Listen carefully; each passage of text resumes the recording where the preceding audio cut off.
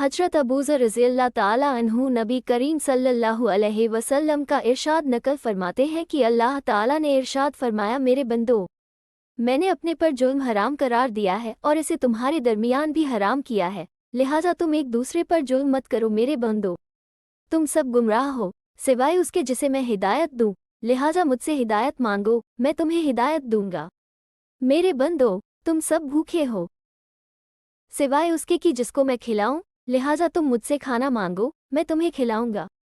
मेरे बंदो, तुम सब बरहना हो सिवाय उसके जिसको मैं पहनाऊं, लिहाजा तुम मुझसे लिबास मांगो, मैं तुम्हें पहनाऊंगा।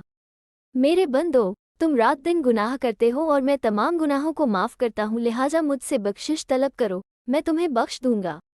मेरे बंदो, तुम मुझे नुकसान पहुंचाना चाहो तो हरगिज नुकसान नहीं पहुंचा सकते और तुम मुझे नफ़ा पहुंचाना चाहो तो हरगिज नफ़ा नहीं पहुंचा सकते।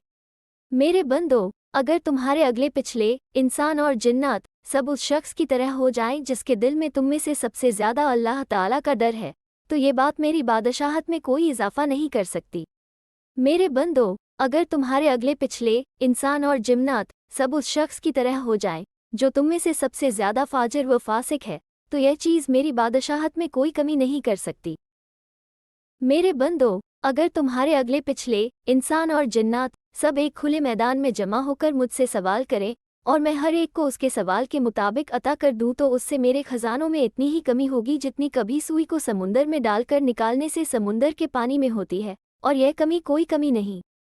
इसी तरह अल्लाह ताला के खजानों में भी सबको देने से कुछ कमी नहीं आती। मेरे बंदो, तुम्हारे आमाल ही है जिनको मैं तुम्हारे लिए महफूज कर रहा हूँ, फिर तुम्हें उनका पूरा पूरा बदला दूंगा।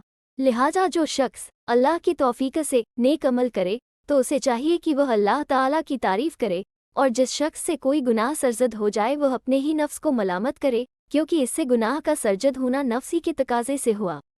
मुस्लिम।